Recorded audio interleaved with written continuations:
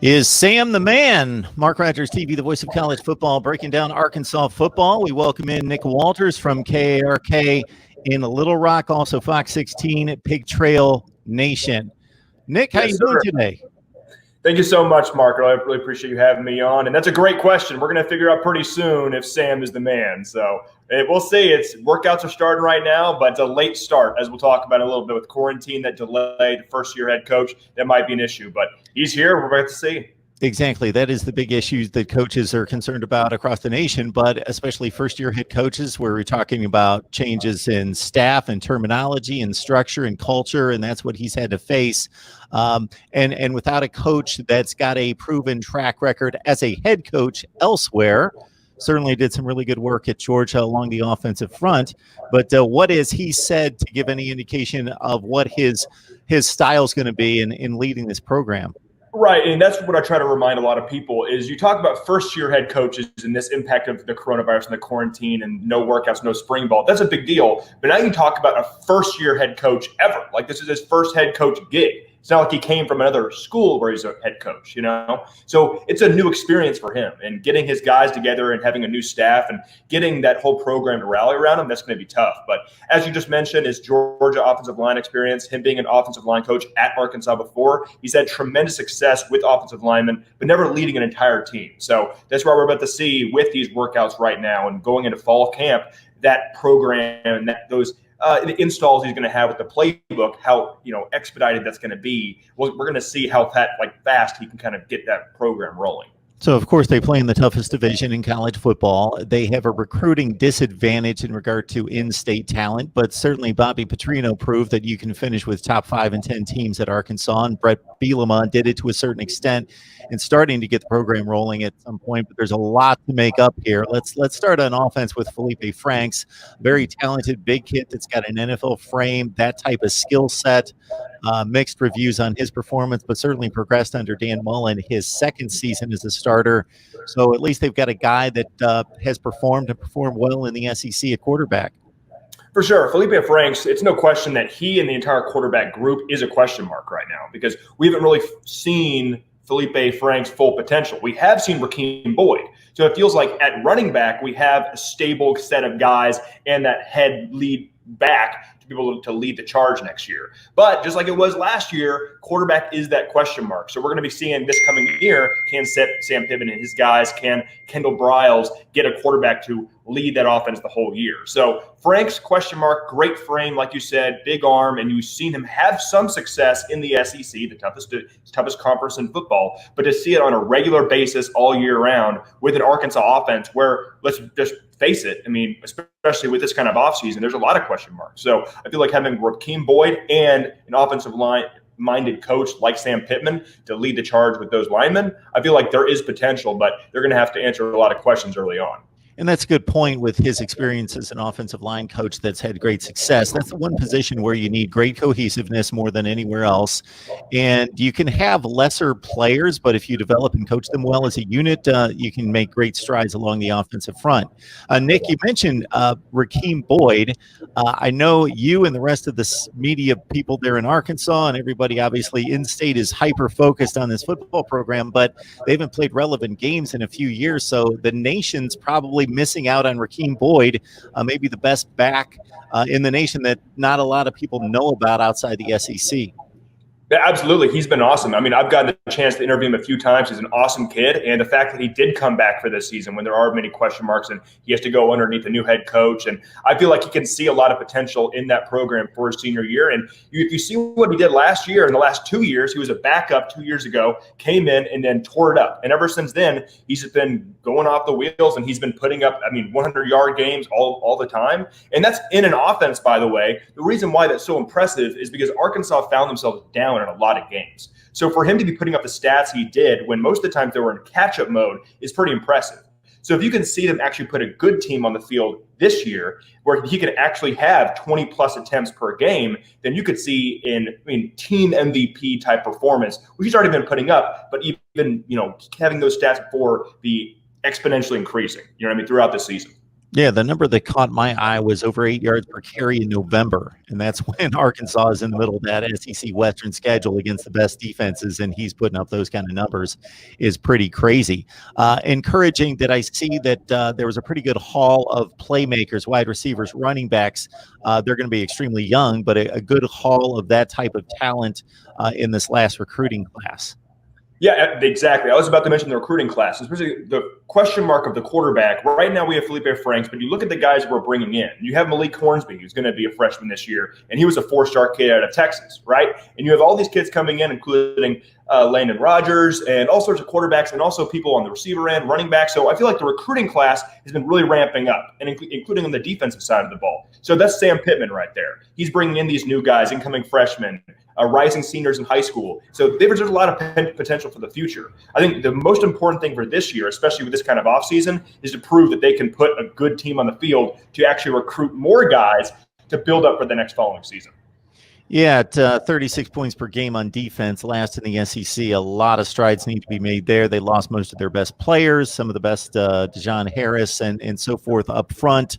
So is it reasonable to expect too much of an improvement on defense this year? You know, I've heard a lot of Barry Odom talk, the new defensive coordinator at Arkansas, and his big thing was eliminating the big tearing up plays. So the big 80-yard, 50-yard, 40-yard chunk plays that really doomed Arkansas throughout last season. It felt like as an Arkansas fan that it is almost every single quarter there was a big gushing run or a pass just about every quarter. So to cut those down, he's going to try to do that a lot. The talent, it's not like you've seen a whole lot of talent increasement on that defensive side, but having a new face leading it with Odom and also having a new coaching staff, you might be able to see a big improvement there, but only time will tell. Yeah, unfortunately, a situation when you talk recruiting in the SEC, and we see this at places like South Carolina, like Arkansas in the past, that you can have top 25 recruiting classes and you might be 12th or 13th in the SEC. It's just that much of a talent gulp, especially in the Western Division. Against the likes of those kind of guys. And back to Sam Pittman, do you get a real feel for, what type of coach he's going to be? And, you didn't have spring ball and that sort of thing to gain that type of perspective on it. But any thoughts there? Throughout this whole time with the workouts being canceled, there's no spring ball. I think that Sam Pittman's actually done a good job because you haven't seen the recruiting end slope down. And if anything, they're bringing even more four-star commits. So I feel like that side, it just feels like Sam Pittman has an aura about him that is bringing in talent. Thus, as a player on his roster, that gives you more belief. And everything coming out of Arkansas, obviously they wouldn't say anything bad about Sam Pittman already, but everything coming out of Arkansas, whether there's players, media, other assistant coaches, it's just glaring reviews about Pittman. And so I think he's the personality that I think would thrive at Arkansas because it just feels like he's all in on the program. And you could even go back to that coaching search. The entire stigma about Pittman when he was first hired is, okay, he doesn't have the best resume, but he really wants this job. And that says something. And it says something to the fans and the fan base and the other coaches. And I feel like that is what we see with Pittman right now, is that he's all in on this program. He's going to do everything he possibly can in that first-year head coach position to make it everything he could possibly make it. So I feel like the fans and the coaches right now appreciate him. Now, talk to me in October when they're 0-5, then maybe it's a different story. But I feel like he's going to do pretty okay considering it's his first season. Got Nick Walters on the line from KARK4 News, Fox 16, and Pig Trail Nation. You can catch his work at all three places. We got to introduce Nick to one of the great names in college football, and because the kid can also play. Bumper Pool at linebacker. Yeah. Tremendous. Yeah. So we're talking a top 10 tackler in the SEC. So he can play. So there's some hope along the defense, but it could still be pretty rough this year.